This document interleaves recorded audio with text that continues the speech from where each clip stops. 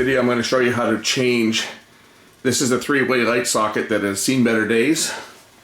So I'm going to change this light socket here. Now this has come real loose and it's shorted out. So I'm just going to disassemble the old light socket and replace it with a new switch assembly. This whole piece here has come loose. So just from abuse over the years, it's time to renew this and make it work like new again. So the first thing I'm going to do is I'm going to remove the old light assembly. So I'm just going to get in here with a screwdriver and I'm going to pop the top off. That'll remove, oh, by the way, disconnect the power before you do this, otherwise you're going to get yourself a good shock. That removes the top piece.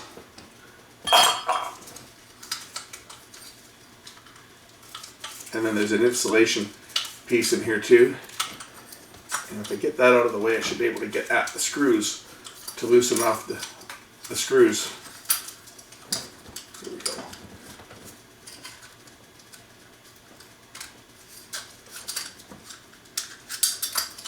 Okay, that's got the old socket out of the way. This is the old 3-way socket here that is shot. We're going to replace this whole assembly. Now I'm just going to unscrew.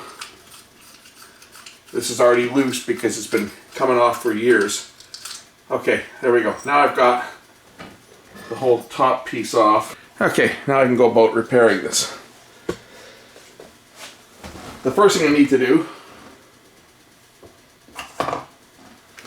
is I have to loosen off the screw here.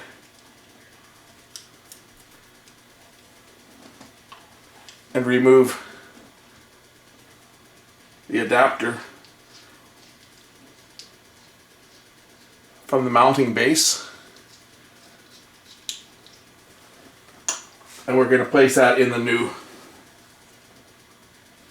base for the new socket. Now, I just noticed something. Aha, this isn't going to fit. The new one is a slightly different size. But as we can see, the base is the same size. So I'm not going to use this new piece. I'm going to reuse the old piece. So I'm just going to thread that back on and put the screw back in, the set screw. We're going to have to fish the same wires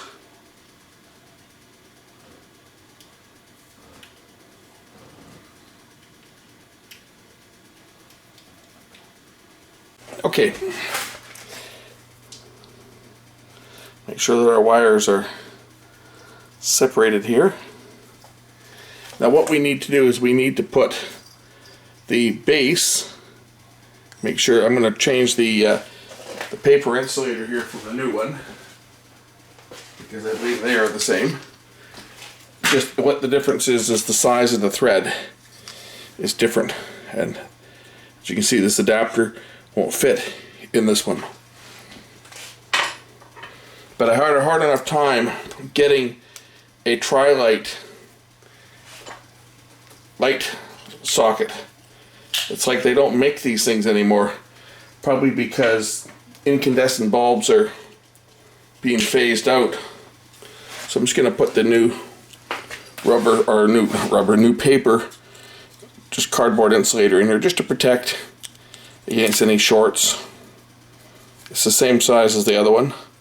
So we'll just pop the other one out and pop the new one back in.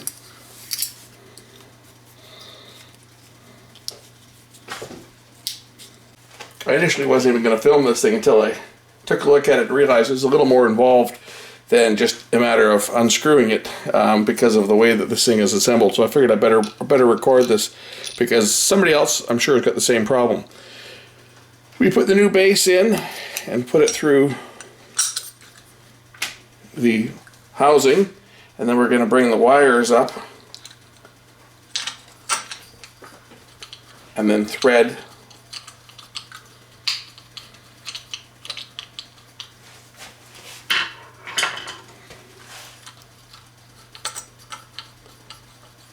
the base of the socket back onto the arm. going to tighten this down and position it somewhere where we would like our switch to kind of rest. Now I have to connect the two wires for the new socket. There's just two wires here, doesn't matter the polarity, it's a light socket. Actually, I guess technically it does, because you want the neutral to be to the silver screw here. It's a three-way light. How a three-way light socket works, in case people aren't familiar, you've got two separate conductors down here. Right, you've got your neutral, which is the silver line, and then you've got two live connectors. So for the low setting, this connector is energized. For the mid setting, that connector there is energized, which provides power to the ring on the light bulb base. And for the high setting, both of them are energized. So it's 1, 2, and 3 is both of them. So we want to make sure that we put the neutral line to the screw-in base, so the screw-in base is not energized. And this light should have a polarized plug on it, which it does not. So on this one, it doesn't matter. But if you had a polarized plug, you would want to make sure that the wire going to the larger blade, I should say the larger prong blade, is going to the silver connector, which is the neutral. You can see that the silver one here is actually riveted right through to the screw. But on this one it doesn't matter because it's not polarized. So we'll just undo the screws slightly so that we can fish the wires in here. Okay, to attach the wires, we're just going to put the wires in below the screws here. And there's not a lot of room on this. Now these screws are designed so that they don't unscrew all the way. So you can unscrew them all the way, but they won't fall out. And we're kind of working in tight spaces here. That was a cat. Working in tight spaces here, but I have to make sure that I don't have any frayed wires that could short out. I'm just going to try and get enough of the wire under the screw, and I'm going to put the screwdriver in through the slot that we use to turn the light on and off.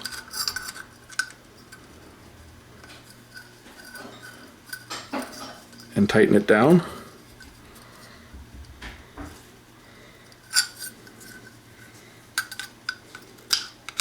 Then we'll move over to the other screw terminal. I'll do the same on this screw. Get the wire wrapped around the screw. Now there's a cardboard sleeve that slides over this, so we don't have to worry about it shorting out on anything, as long as the it's not touching any metal up here.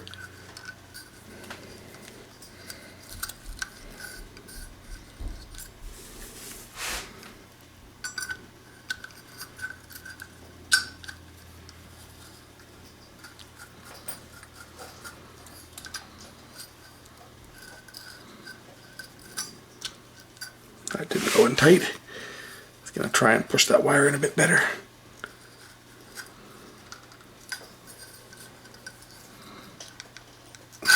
There we go. Well, that's going to have to do. And I'm not putting a high wattage bulb in here. It's just a compact fluorescent, so it's not like we're drawing a lot of power, but it is tacked in there. We'll rotate it around so that the switch lines up with the switch on the outside world. We've got our cardboard sleeve that goes down over top. This is to prevent any short circuits, so that goes down in place there. That slides right down and into the base to completely cover the wires. And now we position the lamp socket so that it's going to line up with the hole, and we place the secondary cover over top and snap it down like that.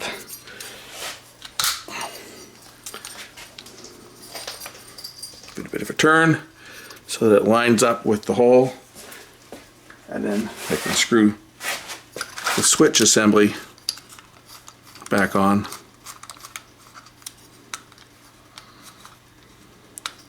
And of course, this one also doesn't fit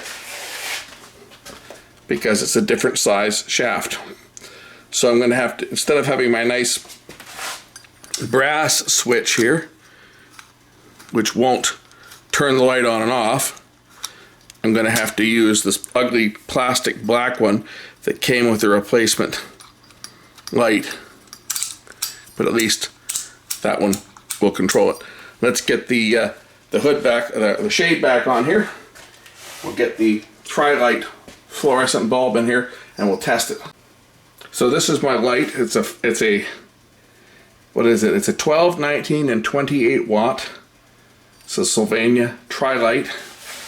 These are fairly rare now because I don't even know if they make them anymore, but I've had this light for probably, I'm going to say probably 10 years. At least, because this room that I'm in now, my media room, I built this room in 2009, and I had this long before this room was built. So it's been in this location for 8 years. This bulb is probably at least 10 years old, I would guess. Let's plug it in. Okay, it's plugged in. It's a three-way light. Turn it on, first click, you get about the equivalent of a 60 watt light bulb. Second click, it's brighter. Third click, brightest. Bonus, Trilight, compact fluorescent, like them. Because you get that three-way light. This one you can see it's starting to burn a bit black. I should probably keep my eyes open and see if I can find another one of these bulbs while I can still get them. If I can still get them. But it was expensive. I mean, this bulb was probably, I probably paid $20 for this bulb when I bought it. But again, I've had this thing for at least 10 years. I'll get the old, this is a really old light. The light is falling apart. It was I think I got this as a wedding present, and that goes back to about 1989. So it was a very old light set, and I've just kind of hung on to it because, well, it's a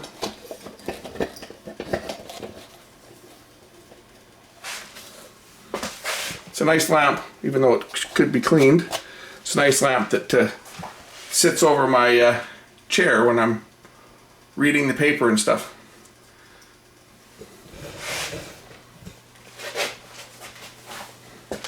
So here's our three settings. Low, medium, and high.